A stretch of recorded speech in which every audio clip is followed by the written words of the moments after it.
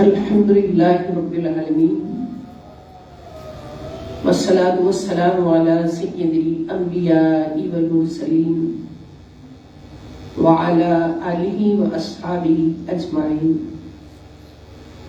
اعوذ باللہ من الشیطان الرجیم. بسم اللہ الرحمن الرحیم. الہدایہ قرآن کلاس. تمام شرکائے کرام السلام علیکم ورحمۃ اللہ وبرکاتہ. وعلیکم السلام ورحمۃ اللہ وبرکاتہ. اللہ رب العزت کا بے پایا احسان اور لاکھوں کروڑوں بار شکر کا نذرانہ کہ اس نے اپنے پیارے حبیب کریم احمد مصطفیٰ محمد مصطفیٰ رحمت للعالمین صلی اللہ تعالی علیہ وآلہ وسلم کے نالین پاک کی تصدق سے ہم سب کو یہ توفیق عطا فرمائی کہ ہم ماہ رمضان المبارک کی ان گھڑیوں میں جو اللہ تعالیٰ کی بے پایا رحمتوں سے، عطاؤں سے، بخششوں سے اور معافیوں سے، مغفرت سے بھرپور ہیں، وہ گھڑیاں جن میں ایک نیکی کا اجر ہر گھڑی 70 گنا نصیب ہو رہا ہے، کم سے کم 70 گنا، اور زیادہ سے زیادہ جتنا اللہ چاہے. اور وہ گھڑیاں جن میں ایک ایک ساعت میں اللہ پاک کی رحمت 70 ہزار گناہگاروں کو جو رحمت للعالمین صلی اللہ تعالی علیہ وآلہ وسلم کی امت سے تعلق رکھتے ہیں، حضور کی دعاؤں کے صدقے 70 ہزار گناہگاروں کو بخشش کا پروانہ عطا فرما رہی ہے. ان مبارک گھڑیوں میں اللہ پاک کی توفیق سے، احسان سے، نبی پاک صلی اللہ علیہ وسلم کے تصدق سے ہم صحبت قرآن کریم کے لیے جمع ہوتے ہیں روز، اور آج بھی جمع ہے الحمدللہ. اللہ پاک سے دعا ہے کہ مولا کریم ہمیں بھی رمضان المبارک کی ہر گھڑی میں ملنے والی ہر عطا اور رحمت سے نواز دیں، رحمتیں بھی عطا فرما دے، برکتیں بھی عطا فرما دے، وسعتیں بھی عطا فرما دے، بخششیں بھی عطا فرما دے، معافیاں بھی عطا فرما دے، اور ہمیں بھی ان خوش نصیب بخشے ہوئے میں شامل فرما دے جو رمضان کی ہر گھڑی میں 70 ہزار کی تعداد میں بخشے جا رہے ہیں. اور ہماری ان حاضریوں کو اپنی بارگاہ اقدس میں اپنی شان قبول فرما. تو ہم جانتے ہیں کہ ہم منہاج القرآن رحمت لیگ انٹرنیشنل کے پلیٹ فارم پر جو دورہ قرآن کر رہے ہیں، یہ موضوعاتی دورہ قرآن ہے، اور قرآن کریم کے اندر ہزاروں موضوعات جو موجود ہیں، ان میں سے ایک ایسا موضوع کہ جس کی ہماری عام زندگی میں بے حد ضرورت ہے. ہر گھڑی، ہر لمحہ عبادات میں اس کی ضرورت ہے، معاملات میں اس کی ضرورت ہے، کاروبار میں اس کی ضرورت ہے، رشتہ داریوں میں اس کی ضرورت ہے. یہ ایسا موضوع ہے کہ اس کے بغیر انسان بن ہی نہیں سکتا، کہلا ہی نہیں سکتا. اور اس موضوع کی جتنی شاخیں ہیں، جتنے پورشنز ہیں، جتنے حصے ہیں، وہ سارے کے سارے الحمدللہ قرآنی انسائکلوپیڈیا ہمارے لیے بہت بڑی نعمت جو حضور شیخ الاسلام پروفیسر ڈاکٹر محمد طاہر القادری دامت ذلہ العالی نے ہمیں ایک بہت بڑا تحفہ دیا. 50 سال کی محنت کے بعد قرآن کریم کے سارے موضوعات لکھ کر، الگ الگ لکھ کر، تو پورے قرآن سے آیات اکٹھی کر کے ہر موضوع کی اس کے نیچے لگا دی. جیسے آج کل ہم پڑھ رہے ہیں موضوع بڑا اہم جو میں نے عرض کیا، الاخلاق الحسنہ، حسن اخلاق. اور حسن اخلاق اتنا اہم موضوع ہے کہ قرآن کریم جس انسان کو احسن تقویم فرما رہا ہے، جس انسان کو خدا کا خلیفہ بنا رہا ہے، بتا رہا ہے، خدا نے بنایا ہے خلیفہ اور بتا رہا ہے، اور جس انسان کو اعلیٰ بنیادوں پر اللہ کے رنگ میں دیکھنا چاہتا ہے، وہ انسان اس وقت تک یہ مقام حاصل نہیں کر سکتا جب تک وہ اخلاق حسنہ سے متصف نہیں ہوتا، اخلاق حسنہ اس کے اندر نظر نہیں آتا، کبھی بھی یہ سارے مقام حاصل نہیں کر سکتا۔ تو ان اخلاق حسنہ کی جتنی شاخیں ہیں، یعنی کون کون سے کام ہیں جو اخلاق حسنہ میں شامل ہیں، ان کی ڈیٹیل ہم پڑھ رہے ہیں۔ تو ان میں ایک آتا ہے حصہ اعمال صالحہ کا، نیکیوں کے کام، یعنی یہ اخلاق حسنہ کی کوئی کم و بیش 30 شاخیں ہیں، جس میں سے ایک شاخ جو ہے وہ اعمال حسنہ ہے، نیکیوں کے کام ہیں۔ یعنی اتنے رنگ ہیں اخلاق حسنہ کے جو انسان کے اندر ہونے چاہیے، جو ہم نے پیچھے بھی پڑھے ہیں، آگے بھی پڑھیں گے۔ تو ان میں سے ایک رنگ جو ہے وہ نیکیوں کرنا ہے، نیکیوں کے کام کرنا۔ تو اس پورشن کو جب ہم نے شروع کیا ہے الاعمال الحسنہ کو، نیکیوں کے کام، تو اس کی بھی پھر کافی موضوعات بن گئے ہیں، جن میں سے کچھ ہم پڑھ چکے ہیں اور 2 آج ہم نے پڑھنے ہیں۔ نیک اعمال، ان کو ہم ایک دفعہ ریپیٹ کر لیتے ہیں۔ اس میں سب سے پہلا ایک ٹاپک تھا کہ نیکیوں میں سبقت لے جانا، سبقت لے جاؤ، فاستبقوا الخیرات۔ اس کو ہم نے قرآن کریم کی آیات کے حوالے سے پڑھا، دلائل کے ساتھ، کہ نیکیوں میں سبقت لے جانے والے اللہ کے مقربین میں شامل ہو جاتے ہیں، شوق سے آگے بڑھتے نیکیاں کرنے کے لیے، اللہ کے قریب ہو جاتے ہیں۔ پھر دوسرا ٹاپک تھا نیک کاموں میں تعاون کرنا، یہ اللہ کا شکر، اللہ تعالیٰ کا حکم بھی ہے، چاہت بھی ہے۔ تیسرا تھا اہل ایمان کا کوئی بھی نیک عمل ضائع نہیں جاتا۔ یہ سارے ہم ڈیٹیل سے پڑھ چکے ہیں، ان کو دوبارہ سے سننا ہو تو آپ آن لائن سارے موجود ہیں لیکچرز ہمارے پیج پہ، وہاں سے سارے سن سکتے ہیں۔ ان کے تحت جتنی بھی آیات آ رہی ہیں وہ ساری کی ساری ہم پڑھ چکے ہیں، بیان کر چکے ہیں۔ اس کے بعد آتا ہے کہ نیک اعمال کا کبھی نہ ختم ہونے والا اجر، جن لوگوں کے لیے ایسا اجر ہے جو کبھی بھی ختم نہیں ہوتا۔ سورہ 3 میں اللہ پاک فرماتے ہیں الا الذین آمنوا وعملوا الصالحات فلہم اجر غیر ممنون۔ وہ لوگ جو ایمان لانے کے بعد نیک اعمال کرتے ہوئے زندگی گزارتے ہیں، ان کو ایسا اجر ملتا ہے جو کبھی بھی ختم نہیں ہوتا۔ جب سے انہوں نے نیک اعمال شروع کیے ابد تک، یہاں سے قبر میں جائیں گے وہاں بھی وہ جاری رہے گا، حشر میں جائیں گے وہاں بھی جاری رہے گا، جنت تک ملے گا، پھر جنت میں جا کے خالدین فیہا ابدا، ہمیشہ ہمیشہ۔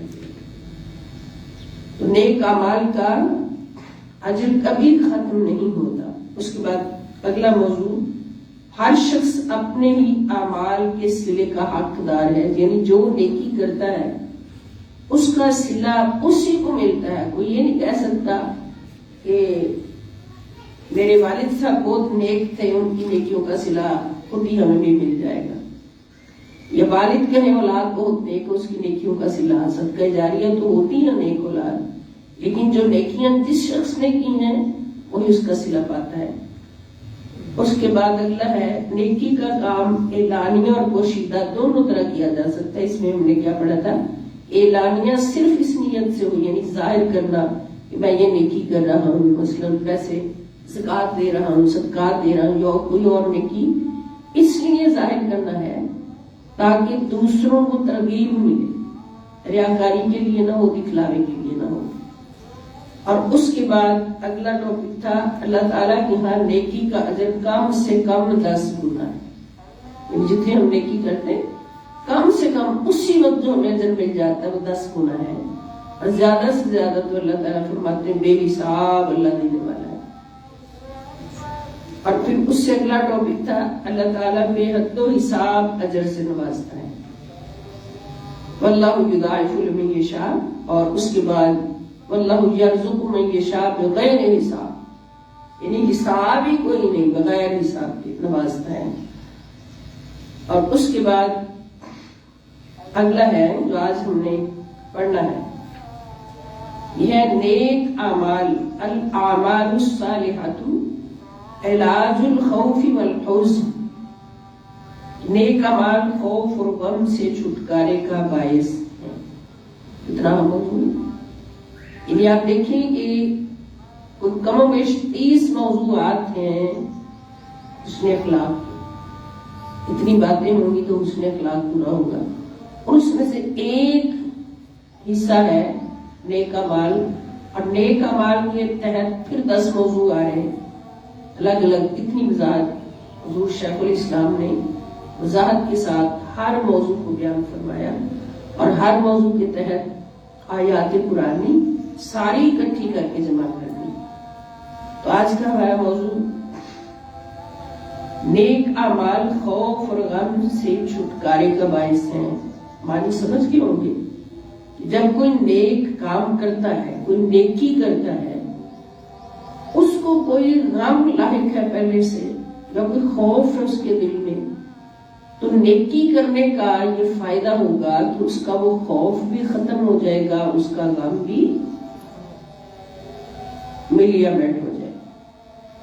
غم ہوتا ہے کسی چیز کے چھن جانے کا، یعنی جو چلی گئی ہے چھین، اور خوف ہوتا ہے مستقبل میں کچھ چھن جانے کا، کہ ہائے ایسے نہ ہو جائے، ایسے نہ ہو جائے۔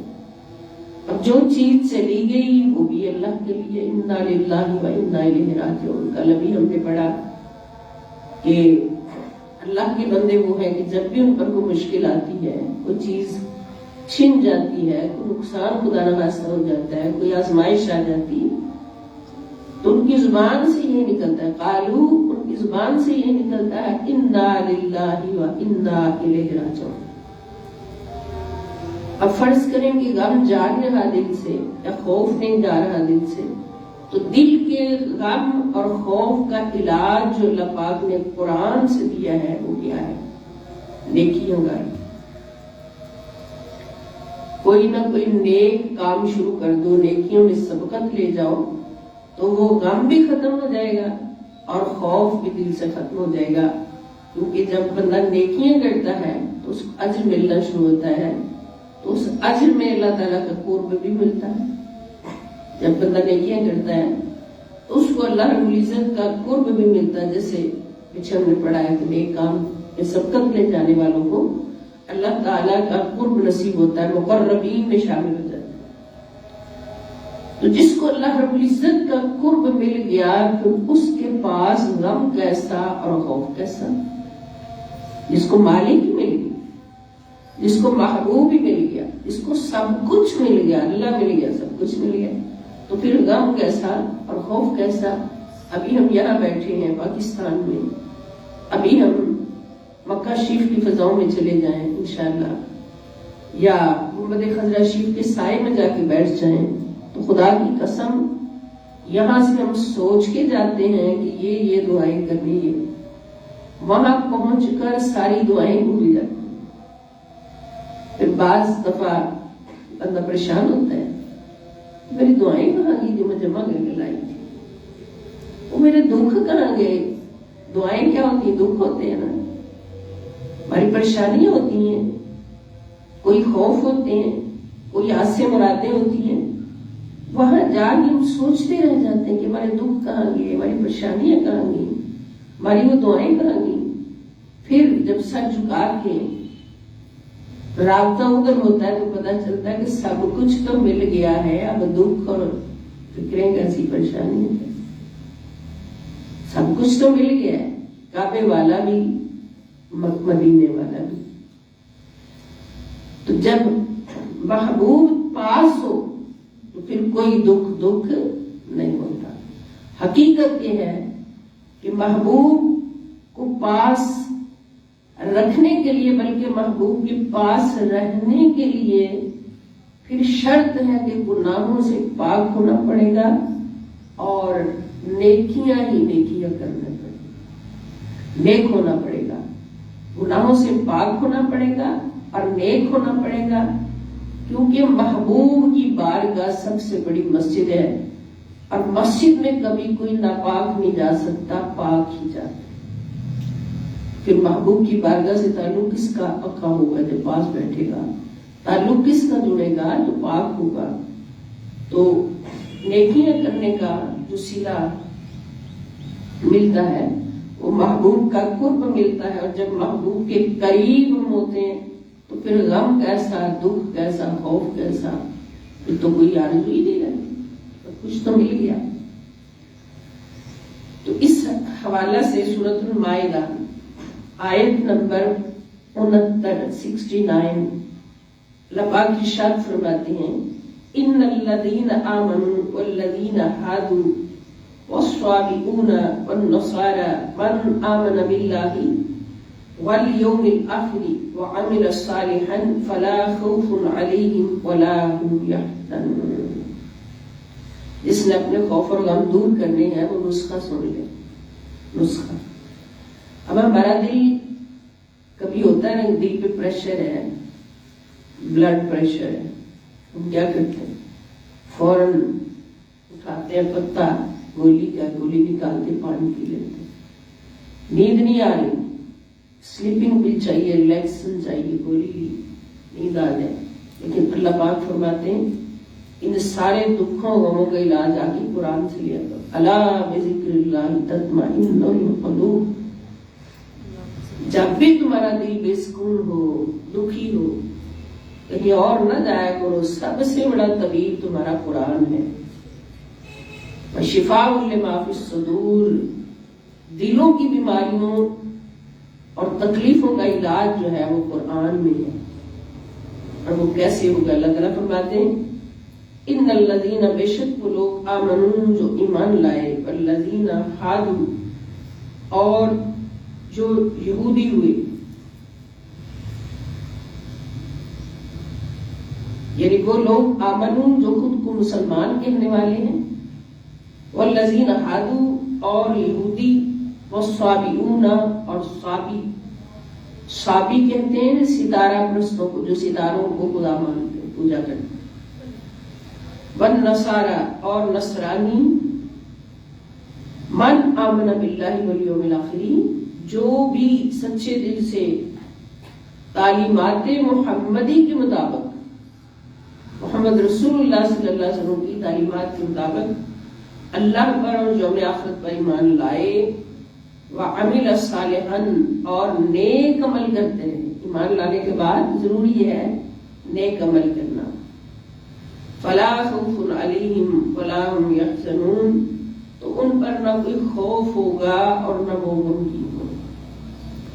यानी जिंदगी जिन्होंने यहूदियत में गुजारी, चाहे वो लोग हों जिन्होंने ईसाइयत में गुजारी, जिन्होंने साबियत में गुजारी, और जो मुसलमान है वो तो मुसलमान है, तो वो भी अगर सारी कैटेगरी से ईमान ले आए, उनके पिछले सारे गुनाह माफ हो गए, और ईमान लाने के बाद उन्होंने नेक आमाल करते हुए जिंदगी गुजारी, कभी बुरे अमाल की तरफ देखना भी गवारा नहीं किया। छोटे छोटे ईगर्स फ्रेंड्स, समझ रहे हैं? छोटे बच्चे मेरी बातें समझ रहे हैं ना आप लोग की? तो जिसने नेक अमाल किए ईमान लाने के बाद, नेकियां की, सारी जिंदगी बुराइयों से बचा रहा, तो फिर क्या होगा कि उसको हर खौफ और गम से आजाद कर दिया जाए। हर खौफ और गम से आजाद कर दिया जाता है। फिर कभी भी नहीं देखेंगे उसके चेहरे पर, उसके दिल में कोई खौफ किसी किस्म का, और न ही कोई गम देखेंगे। अगर गम हो भी गया तो उसका चेहरा ऐसे होगा जैसे कुछ हुआ ही नहीं। इसलिए वो अल्लाह के करीब है, उसको पता है जो कुछ हुआ मेरे अल्लाह की मर्जी से हुआ। तो जो अल्लाह से इतना प्यार करता है, मोहब्बत करता है, तो दिल दे चुका है अपने रब को, रब के हवाले, दिल है ही रब का, और रब का दिया हुआ दिल अल्लाह से जोड़ चुका है, तो फिर वो किसी भी खौफ और गम का उसके ऊपर असर नहीं होता। वो हर खौफ और गम से पाक हो जाता है। तो फिर दोस्तों, हमें क्या चाहिए? اس دنیا میں سب سے بڑی تکلیف تو یہی ہے نا، کوئی غم، کوئی خوف، کسی پریشانی میں خوف. تو جب خود کو جوڑ دیا اپنے محبوب کے سامنے، مالک کے سامنے، اور نیک عمل اس کی مرضی سے کرتے رہے، اس کی رضا کے لیے، تو پھر کوئی خوف اور غم نہیں ہے. اسی طرح سورۃ الانعام ہے اور آیت نمبر 48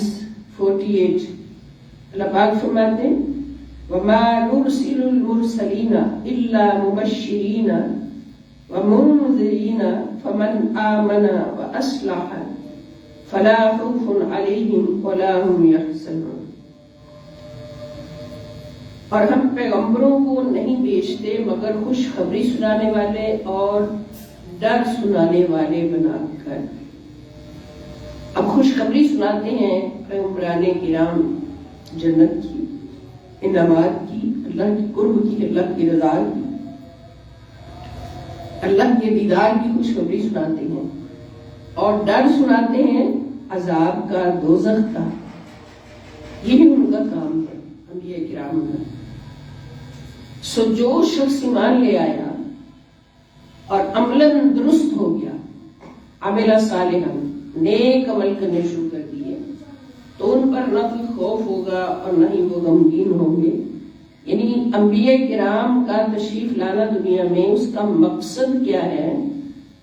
وہ بہت بڑے مقصد کے لیے آتے ہیں کہ جنت کی خوشخبریاں سناتے جائیں اور جنت کی طرف جانے والے اعمال کر کے دکھاتے جائیں، اپنے کریکٹر سے، اپنے کردار سے ان کو بتاتے جائیں کہ راستہ جنت کا یہ اعمال ہے، اور برے اعمال بتا کر، برے اعمال سے روکتے ہوئے ان کو ڈر سناتے جائیں کہ اگر یہ عمل کیا تو اس کے بدلے میں جہنم ہوگی اور آگ ہوگی، اور اگر وہ عمل کیے جو ہم کرتے ہیں انبیاء کرام تو پھر اس کے بدلے میں جنت ہوگی.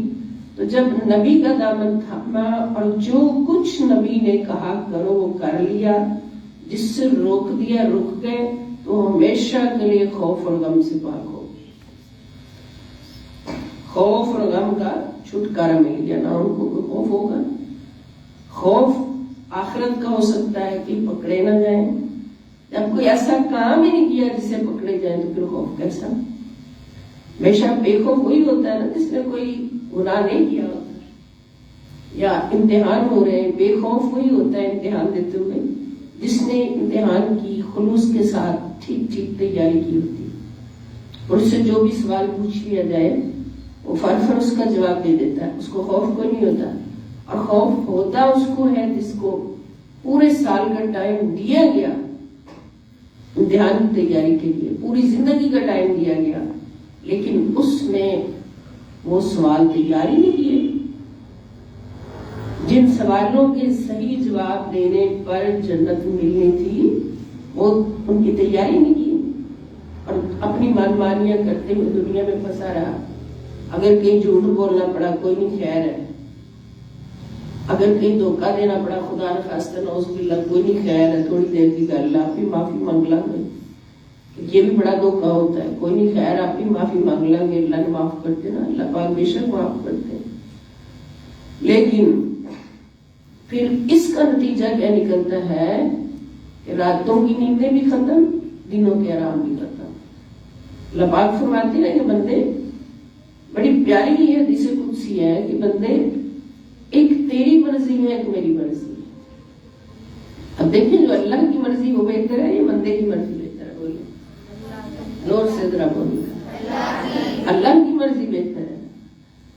بندہ تو اپنی مرضی کر ہی نہیں سکتا، بندے کو پتہ ہی نہیں، اپنے کال کا نہیں پتا کیا ہونا ہے. اللہ پاک فرماتے ہیں کہ تیری مرضی ہے بندے، میری مرضی ہے. اگر تو اس کے مطابق چلے گا جو میری مرضی ہے تو میں تجھے وہ بھی دوں گا جو میری مرضی ہے، وہ بھی دوں گا جو تیری مرضی، تیری چاہت. اب بندے نے خود کو اللہ کے تابع کر دیا، مولا جو تو چاہے گا، میں تیرا غلام ہوں، میں تیرا بندہ ہوں، وہی کروں گا جو تو چاہے گا. تو پھر اس کا اجر کیا ہوا کہ اللہ پاک نے اس کو وہ بھی عطا کیا جو وہ چاہتا تھا وہ بھی عطا کیا جو اللہ کی اس کے لیے چاہتے. پھر وہاں غم و دکھ کیسا رہا. اور پھر اللہ پاک فرماتے اگر تو وہ کرے گا جو تیری مرضی ہے تو پھر تجھے وہ بھی نہیں دوں گا جو میری مرضی ہے، اور تجھے اس کے پیچھے رلا کے نعوذ باللہ رلا کے ماروں گا جو تیری مرضی ہے، تجھے وہ بھی نہیں ملے گا جو تیری مرضی ہے. اس لیے ہمیں کیا کرنا ہے ایز مسلمان، ایز مومن. الحمدللہ اللہ پاک نے ہمیں اپنی بارگاہ میں بٹھایا ہے، اپنی ہر مرضی کو، ہر خواہش کو، ہر طلب کو اللہ تعالی کی مرضی کے تابع کرنا ہے، اللہ کی چاہت کے تابع کرنا ہے. کبھی وہ کام سوچنا بھی نہیں ہے جس سے اللہ تعالیٰ ناراض ہو جائے، بلکہ وہ سامنے آئے بھی. ایسی بات ابھی اسی چیپٹر میں، نیکیوں کے چیپٹر میں ہم پڑھ چکے ہیں بار بار کہ نیکی سامنے آئے اس کو فوراً کرنے کے لیے تیار ہو گیا تو اللہ تعالیٰ نے اس نیکی پر خوش ہوتے ہوئے کس نے میری رضا کے لیے نیکی کی ہے تو جس گھڑی نیکی کا ارادہ کیا ہے اس گھڑی سے اس کا ثواب لکھنا شروع کر دیا. ابھی نیکی کی نہیں ہے، ارادہ کیا ہے. ابھی آپ یہاں بیٹھے ہیں، ارادہ کر لیں کہ ہم نے جا کے فلاں نیک کام کرنا ہے تو خدا کی قسم ابھی سے اس کا ثواب لکھنا شروع ہو گئے. فرشتے، یہ فرشتے مقررہ کرام کاتب ہمارے پاس. اور جب وہ نیکی کر لی جو سوچی تھی تو اللہ پاک فرماتے ہیں کم سے کم اس ایک نیکی کے بدلے 10 نیکیاں کم سے کم لکھی. کہیں 10 گنا، کہیں 70 گنا، کہیں 700 گنا، اور کہیں فرمائے واللہ یضاعف لمن یشاء، اللہ تعالیٰ جس کے لیے چاہے 700 گنا سے بھی زیادہ کر دے. اور کہیں فرماتا ہے انما یوفی الصابرون بغیر حساب. ہر وقت صبر کی حالت میں، یعنی صبر کی حالت کیا ہے؟ اللہ کی بارگاہ میں رکے رہتے ہیں، اپنی خواہشات کی منہ ماری ادھر ادھر نہیں کرتے. ادھر کچھ نظر آ گیا ادھر دوڑ پڑے، ادھر کچھ نظر آ گیا ادھر دوڑ پڑے، جیسے کوئی جانور نما چیز ہو اور وہ جو سامنے آئے اس طرف منہ مارتا جائے. اللہ کے بندے ایسے نہیں ہوتے، صاف ستھرے رہتے ہیں. ان کی سوچ بھی پاک ہوتی ہے، ان کا عمل بھی پاک ہوتا ہے، ان کا ہر کام بھی پاک ہوتا ہے، ان کا بولنا بھی پاک ہوتا ہے، سننا بھی پاک ہوتا ہے. تو پھر ایسے لوگ جب نیکی کرتے ہیں تو اللہ تعالیٰ فرماتے ہیں چونکہ وہ میری محبت میں. اب دیکھیں بات سمجھنے کی، یہ نیکی کا اجر سوچنے سے شروع ہو گیا. ایسا کیوں ہوا کہ جب سوچ لیا نیکی کرنا تو بندہ اللہ کی ہمسائیگی میں آ گیا، اللہ کی ہمسائیگی میں آ گیا، اللہ کے قریب ہو گیا. اور جتنی دیر بندہ اللہ تعالیٰ کے قریب رہتا ہے اتنی دیر اس کو اجر ہی اجر ملتا چلا جائے، اس کا اجر شروع ہو گیا. جب نیکی کر لی، انجام دے دی تو پھر کیا ہوگا؟ ایک نیکی کے بدلے کم سے کم 10 نیکیاں لکھی. اور برائی اگر ارادہ کرتا ہے بندہ برائی کرنے کا تو ارادہ کرنے سے اس کا گناہ شروع نہیں ہوتا. جیسے نیکی کا ارادہ کرنے سے ثواب شروع ہو جاتا ہے، یہ بات تو سمجھ گئے نا.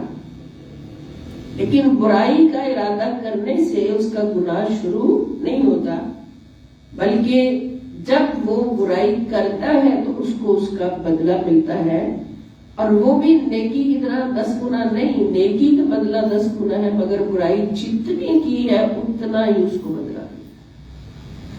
اب اس میں حکمت کیا سمجھ آئی؟ کل بھی میں نے عرض کی تھی کہ نیکی پر اتنا بڑا اجر اس لیے کہ نیکی کے اندر، نیکی سوچنے، ارادہ کرنے اور عمل میں لانے کے اندر اللہ رب العزت کی رضا شامل تھی، اللہ کی چاہت شامل تھی. یہ سوچ لیں کہ اس وقت تک کسی کو نیکی کی توفیق نہیں ملتی، کوئی نیکی نہیں کرتا جب تک اللہ تعالیٰ اس کو توفیق نہیں دیتے. جب اللہ کی طرف سے نظر پڑ جاتی ہے پھر وہ بندہ سوچتا ہے نیکی کرنے کے لیے، ارادہ کرتا ہے. یعنی ارادہ بھی اس وقت کرتا ہے جب اللہ تعالیٰ کی نگاہ رحمت اس پہ پڑتی ہے. پھر جب اللہ کا ارادہ اس کے اندر آیا، اس نے اس کو قبول کر لیا اللہ کی نظر اس پہ آئی، اس نے اس کو قبول کر لیا، تو پھر اس کا اجر لکھنا شروع ہو گیا۔ جب اس نیکی کو انجام دے دیا، پھر اللہ نے اپنی شان اجر اتار دیا۔ 10 گنا، 70 گنا، 700 گنا اور بے حساب، جتنا اخلاص اتنا اجر۔ تو نیکیاں کریں تو پھر کیا ہوگا؟ خوف اور غم سے چھٹکارا، اس لیے کہ نیکیاں کرنے والا، نیکیوں کا ارادہ کرنے والا اللہ تعالیٰ کے قریب ہو جاتا ہے۔ اس کے بعد اگلی آیت حوالہ ہے سورۃ الاعراف، آیت نمبر 35۔ یا بنی آدم، ہم سب سے خطاب ہو رہا ہے، اما یأتینکم رسل منکم یقصون علیکم آیاتی فمن اتقی واصلح فلا خوف علیہم ولا هم یحزنون۔ مقصد بتا دیا اللہ پاک نے رسولوں کو اتارنے کا، ہمیں پیدا کرنے کا۔ اللہ پاک فرماتے ہیں اے اولاد آدم علیہ السلام، اگر تمہارے پاس تم میں سے رسول آئیں، ہمارے رسول آ چکے ہیں نا، کیا نام ہے ان کا؟ زور سے بولے بھائی، بالکل آخری نبی حضرت محمد صلی اللہ علیہ وسلم آ گئے ہیں ہمارے پاس۔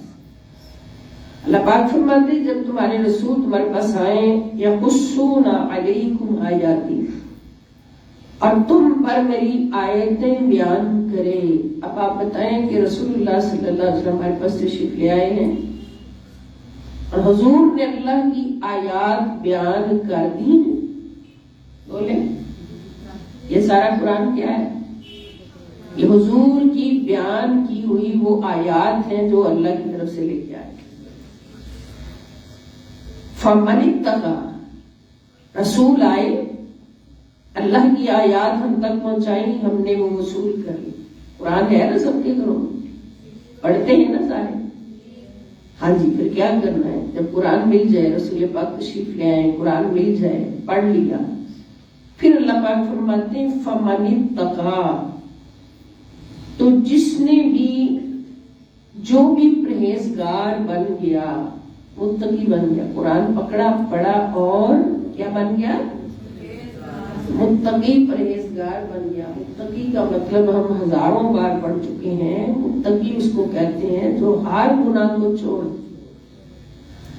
ہر برائی، نافرمانی، گناہ، معصیت کو چھوڑ دے، چھوٹی چھوٹی باتیں گناہ کی چھوڑ دے، اور بڑے گناہوں کے تو وہ قریب بھی نہیں جا سکتا، وہ چھوٹے گناہوں کو چھوڑ دے۔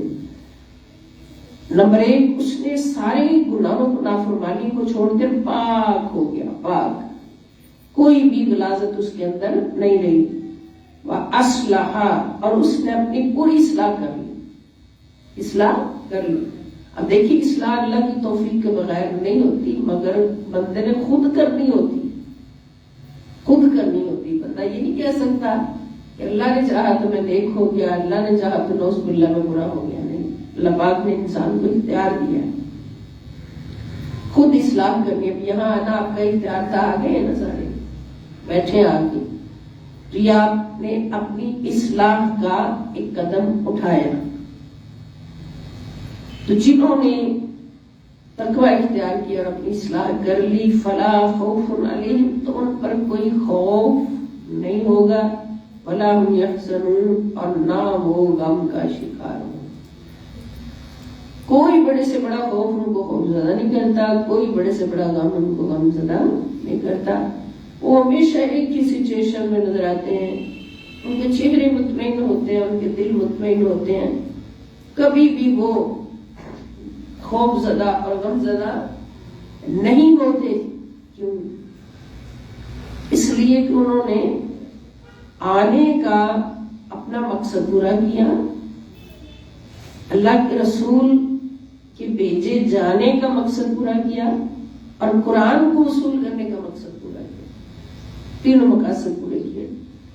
اب اس کی ہم چھوٹی سی مثال اپنی زندگی سے لے لیتے ہیں کہ کہ آپ کا یہ بچہ ہے، اس کو آپ کسی کام کے لیے باہر بھیجتے ہیں، کاغذ پہ لکھ کے دے دیتے ہیں کہ یہ کام کر کے آپ نے لانا ہے۔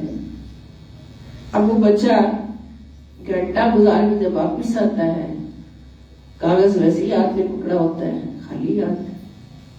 پھر آپ کیا کرتے ہیں؟ بچے کو پکڑ کے ایک تھپڑ رسید کرتے ہیں کہ پیسے کہاں جو تمہیں دیے تھے سودا لانے کے لیے، یہ چیزیں لکھ کے دی تھی، پیسے کہاں ہیں؟ یہ پیسے میں کھیلتا، پیسے گم ہو گئے، کھیلتے کھیلتے کہیں گر گئے، راستے میں کھیل کود کا شکار ہو گیا، پیسے گرا دیے، گم کر دیے، خالی لکھا ہوا سودا ویسے کا ویسا آپ اس لیے کیا گیا۔ پھر آپ بتائیں اس بچے پر آپ کو کتنا پیار آئے گا، یا مارنے کو دل کرے گا، سزا دینے کو دل کرے گا تاکہ آئندہ ایسا بچہ نہ کرے۔ اس نے اس مقصد کو پورا نہیں کیا جس مقصد کے لیے اسے آپ نے بھیجا۔ ہمارے والد گرامی رحمت اللہ تعالی علیہ کی مثال دیا کرتے تھے، ہمیں چھوٹے چھوٹے جب تربیت کرتے تھے، یہ 7 سہیلیاں، بڑی پیاری مثال ہے کہ سارے اس کو سمجھ جائیں کہ 7 سہیلیاں نوجوان وہ ہر کام اکٹھے کیا کرتی تھی، کھیلتی ہیں، کام کرتی، سب کچھ۔ 7 نے کچے گڑھے سروں پہ رکھے، جو مٹی کے، پکی مٹی کے گڑھے ہوتے پانی لانے کے، بھرنے کے، پانی بھرنے کے لیے کہیں دور جانا تھا، وہ سر پہ رکھ کے چل پڑی۔ اب وہ 7 ایک جیسی نہیں تھی، ان میں سے کوئی ایک تھی جو بہت سنجیدہ، سمجھدار، سمجھنے والی، اپنے مقصد کو، اپنی ذمہ داری کو سمجھنے والی کہ اس کام کے لیے میں جا رہی ہوں، اس کو میں نے کیسے صحیح ادا کرنا ہے، گھڑا سر پہ اٹھا کے چلنا کیسے ہے، چھوٹی چھوٹی باتیں ہیں نا، گھڑے کو سیدھا سٹریٹ رکھنا کیسے، سر پہ گر نہ جائے، سنبھالنا کیسے، اور وہاں جا کے بھر کے سر پہ رکھ کے واپس کیسے آنا۔ تو 7 ایک جیسی نہیں تھی، کوئی ان میں سے بہت زیادہ شرارتی تھی کہ مقصد کو سمجھتی نہیں تھی، کام کرنا کیسے، کدھر جانا، کیا کرنا۔ اب ہوا گیا کہ 7 اپنے گڑھے سر پہ اٹھا کے چل پڑی، کوئی 1 کلومیٹر پہ جانا تھا پانی بھرنے کے لیے۔ تو ان میں سے 2-3 ایسی تھی جنہوں نے جاتے جاتے شرارتیں کرتی نہیں نا، ایک جو سنجیدہ تھی وہ تو ایک سائڈ پہ آرام سے چلتی کہ اپنا مقصد پورا کرنے کے لیے، 3 سہیلیوں نے راستے میں گڑھے توڑ لی، شرارتیں کی، گڑھا گرا، ٹوٹ گیا۔ اوئے ہوئے یہ کیا ہو گیا، بیٹھنے افسوس کرنے، افسوس ہوا نا، یہ افسوس تھا بھی، اور باقی جا کے پانی بھر رہی ہیں، پانی بھر کے سروں پہ رکھا، واپس آئی ہیں۔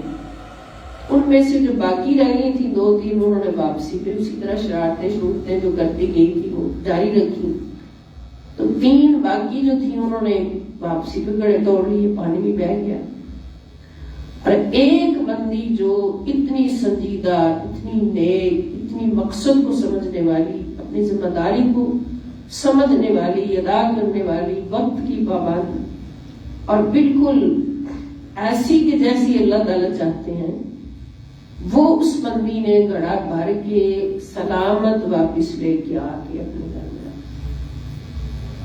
اب پھر وہ کچھ پوچھتے تھے کہ بچوں بتاؤ ان میں سب سے اچھی کون ہے؟ جس نے گڑھا بھر کے، گڑھا لے کے گئی خالی، بھر کے واپس لا کے توڑا نہیں راستہ۔ اب توڑنے سے مراد کیا ہے؟ مقصد بھول گئی، شرارتوں میں لگ گئی، چلو نہیں پتہ ہی نہیں کس لیے آئی تھی، یہ سفر کس لیے کیا تھا۔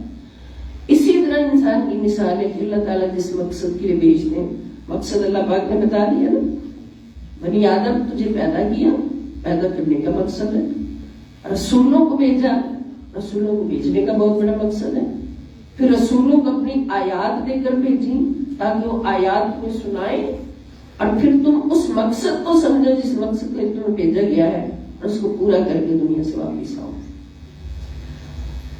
پھر کون خوش نصیب ہیں جو اس مقصد کو سمجھتے بھی ہیں، پورا بھی کرتے ہیں، رسول پاک صلی اللہ علیہ وسلم سے بھی جڑ کے رہتے ہیں، قرآن کریم کو بھی پڑھتے ہیں، سمجھتے ہیں، پھر اس پر عمل کرتے زندگی گزارتے ہیں، نیک ہو جاتے ہیں، برائیوں کو چھوڑ دیتے ہیں، تو اللہ تعالیٰ فرماتے ہیں کہ چاہے وہ دنیا میں ہو، چاہے وہ قبر میں ہو، چاہے وہ آخرت میں چلے جائیں، وہ ہر خوف اور غم سے پاک ہو، لا خوف علیہم ولا هم یحزنون۔ پھر ایسے لوگوں کو ہم زندگی میں بھی دیکھتے ہیں تو ان کے چہرے ہر وقت مسکراتے ہیں، ہر وقت خوش ہوتے ہیں، کبھی ان کو بڑے سے بڑے دکھ میں بھی غمگین نہیں دیکھا، خوف کبھی نہیں، غم کبھی نہیں، دکھ کبھی نہیں، کمی کبھی نہیں، کھانے کو مل گیا ٹھیک ہے، نہیں ملا شکر اللہ پاک، کوئی فرق نہیں۔ تو پھر دنیا میں بھی وہ خوف اور غم سے پاک رہتے ہیں نا، یہ ان کی نشانی۔ جب دنیا سے جاتے ہیں تو لاکھوں لوگ ان کے چہرے کو دیکھ کر صرف اسی لیے رو رہے ہیں، چیخے مار مار کے، مولا یہ اتنا نیک بندہ تھا، اس کا مسکراتا ہوا جنت میں جا رہا ہے، چہرہ مسکرا رہے، آنکھیں مسکرا رہی، ہونٹ مسکرا رہے۔ تو یہ ان لوگوں کی پہچان ہے جنہوں نے مقصد زندگی کو پورا کر دیا۔ تو یہ صرف کسی ایک کے لیے، 10 کے لیے، 1000 کے لیے، لاکھ کے لیے نہیں، یہ مقصد ہر آدم کو ملا ہے۔ جو مومن ہو گیا اور تقوی اختیار کر لیا، اپنی اصلاح کر لی، اور ہر نیک کام میں سبقت لے جانے کی کوشش کی، اور ہر برائی کو چھوڑ دیا، گناہ کو چھوڑ دیا، جھوٹ نہیں بولنا زندگی میں کبھی، غیبت اور چغلی سے بچنا ہے، اللہ پاک ہمیں توفیق عطا فرمائے۔ کسی کو دھوکہ دینے کی بات نہیں کرنی۔ ہاں ایک بہت عام بات ہے اور بہت ہی وہ استغفر اللہ تکلیف دہ بات ہے کہ کسی کی خوشی کو دیکھ کر دکھی ہو جانا، کیا ہوتی ہے معاشرے میں، کسی کو خوش دیکھ کر دکھی ہو جانا اور کسی کے دکھ کو دیکھ کر خوش ہو جانا، ایسا شخص کبھی بھی اللہ کی بارگاہ میں پسندیدہ نہیں ہوتا، کیونکہ اللہ فرماتا ہے الخلق عیال اللہ، مخلوق اللہ کا کنبہ ہے، اور جو کسی کے بھی کنبے کا خیال رکھے، محبت کرے، تو وہ کنبے کے سردار کو کیسا لگتا ہے؟ مخلوق ساری کی ساری اللہ کا کنبہ، اللہ کا خاندان ہے، تو جو اللہ کے خاندان سے، کنبے سے محبت کرتا ہے، وہ اللہ تعالیٰ کو بہت پیارا لگتا ہے، اور جو اللہ کے کنبے سے بغض رکھے، حسد رکھے، دشمنی رکھے، تکلیفیں دے، ان کو دکھ پہنچائے زبان سے، ہاتھ سے، کسی بھی ایکشن سے، اللہ تعالیٰ کو وہ کبھی بھی پسند نہیں ہوتا، تو وہ خوش نصیب لوگ ہوتے ہیں۔ پھر اگلی آیت ہے سورۃ الاحقاف، آیت نمبر 13۔ اللہ تعالیٰ فرماتے ہیں ان الذین قالوا ربنا اللہ، یہ ہم نے غور سے سننا ہے سب نے، ثم استقاموا فلا خوف علیہم ولا هم یحزنون۔ خوف اور غم کا شکار ہے کوئی سائیکولوجسٹ کے پاس جاتا ہے، لیکن سب سے بڑا سائیکولوجسٹ ہمارا قرآن ہے۔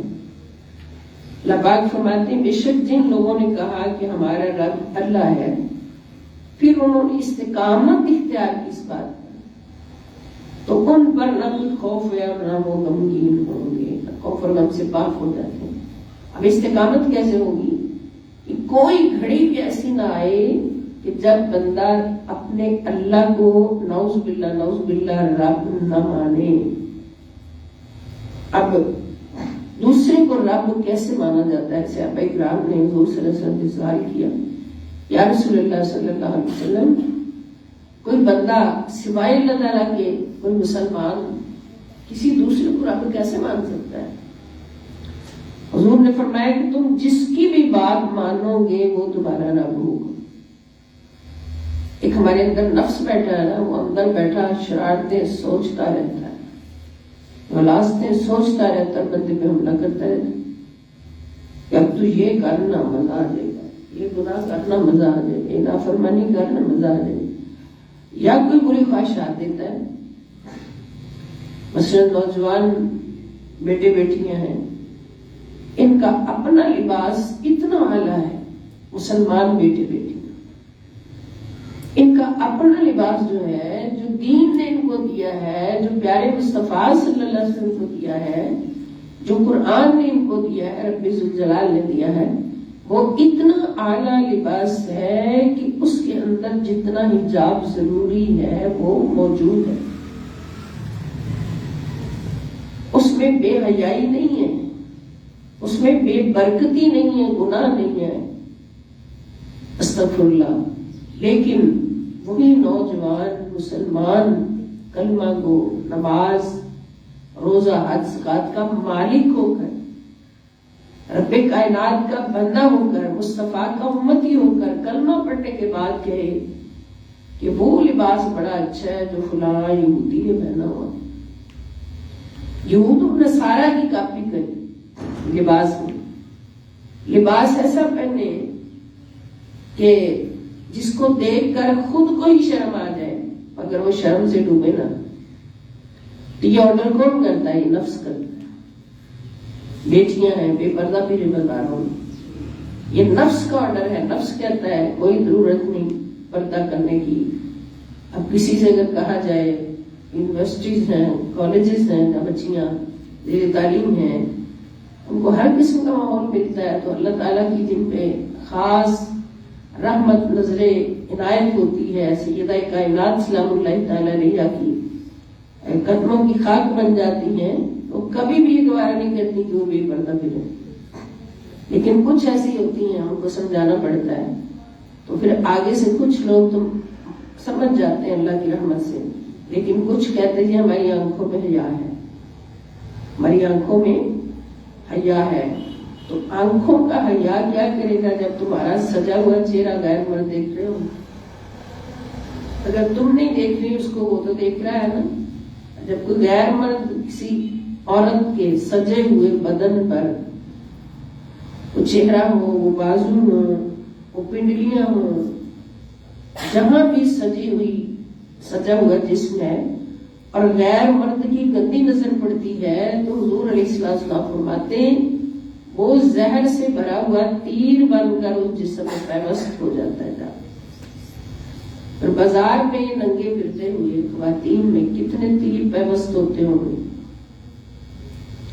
اور پھر جس جسم میں سینکڑوں تیر پیوست ہو جائے زہریلے، پھر اس جسم کا حال کیا رہتا ہے. ظاہر نظر نہیں آتا، بڑی گوری چٹی نظر آئیں گی، میک اپ زدہ نظر آئیں گی، لیکن وہ تیر چبھ چکے ہیں، وہ روح میں پہنچ چکے ہیں، نعوذ باللہ. پھر ان کا انجام جو ہے وہ کہاں ہوگا؟ اس کے لیے اللہ تعالیٰ نے قبر رکھی ہے، آخرت رکھی. اس لیے یہ نفس جو ہے نا، اللہ تعالیٰ فرماتے جو نفس کی بات مانتا ہے تو وہ نفس کو اپنا رب مانتا ہے. جس کی بھی بات مان لی وہی اس کا رب، اللہ کی سوا، اللہ کی مرضی کے خلاف جس کی بات مان لی. جو اللہ تعالیٰ جیسی بات منوائے گا وہ تو خود اللہ کا بندہ ہوگا، اس کی بات آپ مانیں گے.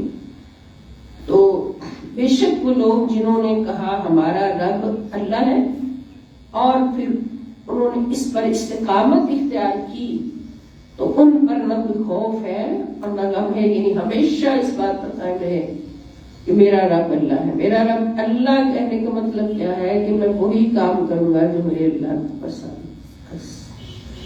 اللہ کی پسند کے باہر کتنا بڑا مسئلہ ہو میں اس میں نہیں جاؤں، کچھ بھی ہو جائے، کچھ بھی ہو جائے، گردن کٹ جائے. ہمارے سامنے مثال ہے حسین ابن علی سلام اللہ تعالی علیہما. مسئلہ کے اندر پیش تھا، کوئی غیر کہہ رہا تھا نا مجھے رب مانو، یزید کہہ رہا تھا نا مجھے رب مانو. آپ نے فرمایا حسین کی گردن کٹ تو سکتی ہے مگر خدا کے سوا کسی کے آگے جھک، گردن کٹ دے بے شک مگر خدا کے سوا ہمارا کوئی رب نہیں. وہ لوگ اتنے بہادر ہوتے ہیں کہ ان کے چہروں پر نہ تو کبھی کوئی کمزوری آتی، نہ خوف آتا، نہ غم آتا. تو خوف اور غم سے چھٹکارا چاہتے ہیں تو اللہ کرے ہر وقت کسی کو بھی اللہ کی مرضی کے درمیان نہیں لائے. اللہ کی مرضی اور ہم بس، درمیان میں کوئی نہیں. اور اس سے اگلا جو اسی موضوع سے ریلیٹ ہے نیک اعمال سے، وہ ہے برائی کا علاج نیکی سے کرنا۔ اس میں 4 آیات ہیں جو ہم پڑھیں گے۔ سورۃ الرعد ہے، آیت نمبر 22۔ اللہ پاک فرماتے ہیں، اور جو لوگ اپنے رب کی رضا جوئی کے لیے صبر کرتے ہیں، صبر کرتے ہیں، صبر پتہ ہے نا کیا ہوتا ہے؟ کوئی مشکل آ جائے، آزمائش آ جائے تو یہی کہنا کہ ہم اللہ کے لیے، اللہ کی طرف لوٹ کر جانا، آہو بکا کر کے رونا پیٹنا، بیان کرنا، شکوے کرنا، لوگوں کو بتانا، یہ صبر نہیں ہوتا۔ صبر وہی ہوتا ہے، حضور فرماتے ہیں، جو پہلے ہی مرحلے پر ہوتا ہے۔ اتنا کچھ کرنے کے بعد کسی نے کوئی مشکل ڈال دی ہے، کسی نے کوئی تکلیف دے دی ہے، پہلے ہی لمحے اس پر صبر کر لینا کہ اچھا کوئی بات نہیں، میرا رب میرے ساتھ ہے، اس کو بدلہ نہیں دینا۔ یہ نہیں کہ 10 گالیاں نکال کر اچھا میرا بھی صبر ہی ہے، ہوتا ہے ایسا ہی ہے نا، اگلے سے بدلہ بھی لے لیا، گالی گلوچ بھی کر لیا، اور پھر کہا اچھا میرا بھی صبر ہی ہے، اللہ ہی بدلہ تو ایسا ہوتا ہے۔ لیکن صبر وہ ہوتا ہے جو پہلی بار میں ہی کیا جائے۔ تو اللہ تعالیٰ فرماتے ہیں، جو لوگ اپنے رب کی رضا جوئی کے لیے صبر کرتے ہیں اور نماز قائم رکھتے ہیں، اور جو رزق ہم نے انہیں دیا ہے اس میں سے پوشیدہ اور اعلانیہ، ظاہر اور پوشیدہ، چھپ کر دونوں طرح خرچ کرتے رہتے ہیں، اور نیکی کے ذریعہ برائی کو دور کرتے رہتے ہیں، یہی وہ لوگ ہیں جن کے لیے آخرت کا بہت حسین گھر ہے۔ سبحان اللہ۔ یعنی نیکی کے ذریعہ کتنے کام کرتے ہیں؟ صبر کرتے ہیں، نمبر 1، نمبر 2 نماز قائم کرتے ہیں، نمبر 3 ہمارے دیے ہوئے رزق میں سے خرچ کرتے ہیں، نمبر 4 نیکی کے ذریعے برائی کو دور کرتے ہیں۔ 5 باتیں جن کے اندر موجود ہیں، وہ کون ہیں؟ جن کے لیے آخرت کا بہت خوبصورت گھر ہے، جنت کی باغات ہیں، ٹھکانہ ہے۔ اب اس میں نیکی کے ذریعے برائی، اس میں 2 چیزیں سمجھ آ رہی ہیں۔ ایک تو یہ ہوتا ہے کہ انسان خود کوئی برائی کر لیتا ہے، خدا نخواستہ گناہ کر لیتا ہے، پھر وہ سوچتا ہے اس کی معافی کیسے ملے گی۔ اللہ پاک فرماتے ہیں اس کے فوراً بعد کوئی نیکی کر، اگر کوئی گناہ ہو گیا ہے اس کے فوراً بعد کوئی نیکی کر دو، پھر کیا ہوگا کہ اس نیکی کا اجر الگ ہوگا، اور اس نیکی کے بدلے اس برائی کو مٹا دیا جائے۔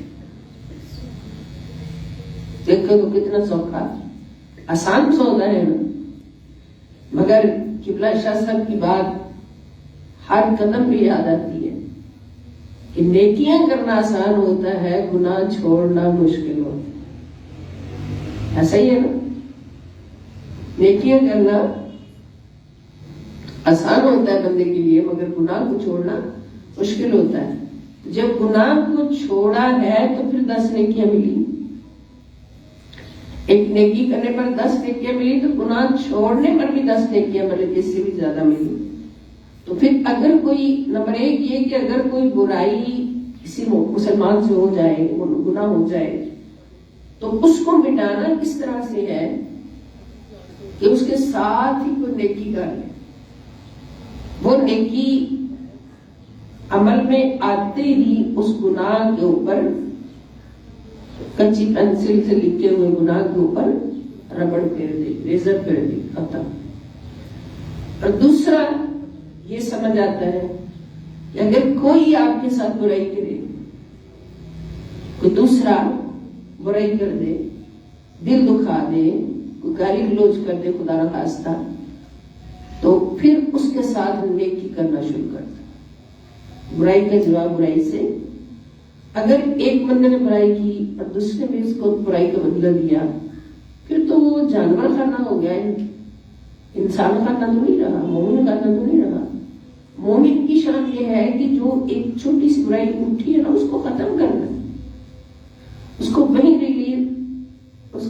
ڈیلیٹ کر دینا ہے، تاکہ وہ زیادہ نہ بڑھے. اب ایک بیج ڈالا، کسی نے برائی کا بیج ڈالا اور دوسرے نے اس کو اور پانی ڈال دیا، پھر بدلے میں پانی ڈلتا گیا، وہ تو تناور درخت بن جائے گا اور پورا معاشرہ اس کی لپیٹ میں آ کر پورا معاشرہ خراب ہو جائے گا.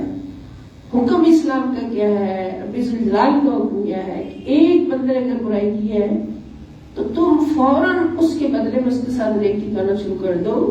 پھر اس کا اثر کیا ہوگا کہ وہ جو برائی اس نے کی تھی وہ وہیں پہ دفن ہو گئی، سڑ گئی، گل گئی اور اس کی جگہ نیکیوں کا درخت کھڑا، اس کی جگہ نیکیوں کا تناور درخت کھڑا ہو گیا. پھر جب وہ دیکھے گا کہ اس بندے کو میں نے اتنا برا بلا کہا، نہ اس کو دکھ دیا، لیکن اس نے پھر بھی میرے ساتھ نیکی کی، پھر اس کا اثر کیا ہوگا. ایک دن وہ آ کے آپ کے قدموں میں گرے گا، معافی مانگے گا اور آپ کا جگری دوست بن جائے گا. پھر اس سے کیا ہوگا کہ اچھائی کی ایک ریت بن جائے گی، اچھائی کے پودے پھلیں گے، پھولیں گے اور اچھائیوں کے باغ بن جائیں گے. بات سمجھ آئی ہے نا؟ تصور میں ذرا لائیں اس بات کو، اس باغ کو. دل سب کا کرے گا کہ ہم ایسے کریں انشاءاللہ. تو یعنی جو نیکی کے ذریعے برائی کو دور کرتے رہتے ہیں، یہی وہ لوگ ہیں جن کے لیے آخرت کا حسین گھر ہے. اسی طرح دوسری آیت ہے سورہ مومنون آیت نمبر 96. اللہ پاک فرماتے ہیں ادفع باللتی ہی احسن السیئۃ نحن اعلم بما یصفون. کہ آپ برائی کو ایسے طریقہ سے دفع کریں جو سب سے بہتر ہو. یعنی برائی کا بدلہ برائی سے دینا بہت بڑی نادانی ہے، جہالت ہے، بے وقوفی ہے. اس سے پھر برائی رواج پکڑ جائے گی. اس کی مثال ہم زمانے جاہلیت میں دیکھتے ہیں کہ اگر ایک قتل ہو جاتا، ایک خاندان، ایک قبیلہ دوسرے قبیلے کا ایک شخص قتل کر دیتا، پھر وہ جب بھی موقع پاتا وہ قبیلہ ان کا شخص قتل کرتا، پھر وہ جب بھی موقع پاتا وہ ان کا قتل کرتا. تو ایک ایک قتل کا بدلہ 100 سال تک جاری ہے. اتنی بے سکونی. کہیں پانی پینے پلانے پہ جھگڑا، کہیں گھوڑا آگے دوڑانے پہ جھگڑا. یہ کنویں میں میری باری تو نے کیوں بھرا ہے؟ پھر کیا ہوا جس نے مار لیا؟ اس کا گھوڑا جیت گیا، میرا کیوں نہیں جیتا؟ یہ جھگڑے ہوتے تھے زمانے جاہلیت میں. تو قرآن میں کیا کہتا ہے، رسول اللہ صلی اللہ علیہ وسلم کی سیرت طیبہ میں کیا کہتی کہ ہر برائی کو اچھائی کے ساتھ مٹانے کی کوشش کریں، برائی کو بڑھاتے ہوئے برائی کا بدلہ برائی سے نہ لیں. ہم ان باتوں کو خوب جانتے ہیں جو یہ بیان کرتے ہیں. اور اس کے بعد سورۃ القصص ہے آیت نمبر 54. اللہ پاک ارشاد فرماتے ہیں اولئک یؤتون اجرہم مرتین. یہ وہ لوگ ہیں جنہیں ان کا اجر 2 بار دیا جائے گا. دیکھتے ہیں کون لوگ ہیں. ہم بھی کوشش کرتے ہیں شامل ہوں انشاءاللہ تعالی اللہ پاک کے فضل و کرم سے. یہ وہ لوگ ہیں جن کو ان کا اجر 2 مرتبہ دیا جائے گا. کس لیے؟ بما صبروا، اس وجہ سے کہ انہوں نے صبر کیا. صبر کا مطلب سمجھ گئے نا؟ ہر مشکل، ہر نقصان، ہر آزمائش، ہر مصیبت پر اللہ کی رضا کے لیے خوش رہنا. یا اللہ جیسے تو راضی ویسے میں راضی. اور دوسرا وَيَدْرَؤُونَ بِالْحَسَنَةِ السَّيِّئَةَ. نمبر 1 انہوں نے صبر کیا. نمبر 2 اور وہ برائی کو بلائی کے ذریعے دفع کرتے ہیں. کہیں برائی ہو جائے تو وہاں بلائی کرنا شروع کر دیتے ہیں تاکہ وہ برائی مٹ جائے اور بلائی کا درخت اٹھ جائے، باغ باہر پھیل جائے. نمبر 3 وَمِمَّا رَزَقْنَاهُمْ يُنْفِقُونَ. اور اس عطا میں سے جو ہم نے انہیں بخشی خرچ کرتے رہتے ہیں.